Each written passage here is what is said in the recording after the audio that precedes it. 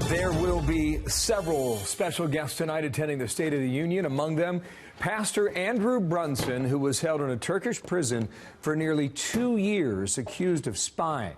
He's the guest of North Carolina Senator Sen Tillis, who was instrumental in bringing Brunson home. How you doing, Senator? Good morning to you, and thank you for coming back on our program. He's from your state. Tell us what it means tonight. Well, it's exciting. I called Andrew last week and asked him if he could attend, and he readily accepted. And we were also able to get in. You know, there are limits to how many we can get into the gallery, but we've also got a seat for Noreen, his wife. So I'm excited to see both of them. I'm so glad that they're home safe and sound. It's really going to be a cool evening for them. What do you think the message of his presence is there? What does it say about assumed allies in that part of the world?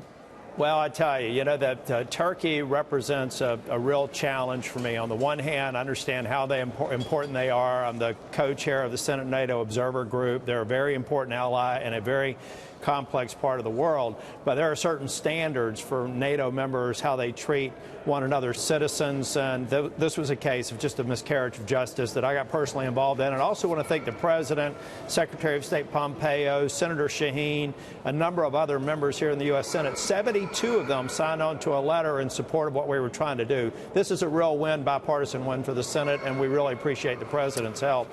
But with Turkey, I understand their complex environment, but also understand, again, that there are certain rules that you need to abide by when you're a NATO member, and that partnership is something we've got to continue to build on and rebuild in some cases. Do you think Pastor Brunson gets a shout-out by the Commander-in-Chief? I don't know. I'm not going to guess what the President's going to tell me. We can speculate, but he certainly should. And the President gets a lot of credit for helping us get this done. Most pressing issue, as you know, is border security. You had a big opportunity tonight to frame the issue in front of millions and millions of Americans. How do you do it?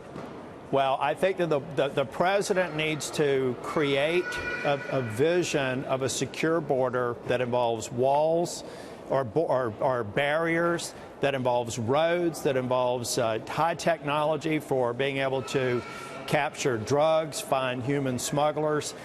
He needs to paint that broader picture, and he needs to dispose of these partisan attacks on his strategy, which is a well-balanced, secure border that involves structures, technology, people, to make sure we keep our nation safe, and actually people crossing the border illegally not losing their lives in the numbers that they are today. Yeah, he could also paint a picture for how much he's agreed when it comes to getting a compromise together. Last thought on that? Well, that's exactly right. The President's reached out. He tried to make an offer. Speaker Pelosi has been resistant to it. Now's the time for Speaker Pelosi in her chamber to recognize the President is there to come up with a compromise that addresses the priorities of both ends of the ideological spectrum. I hope that she will show great leadership and accept his invitation to work together. Thank you, Senator. We'll catch you real soon, okay? Sen Tillis, the Republican of North Carolina. Thanks, Thank Bill. you. Enjoy this evening. We will be watching.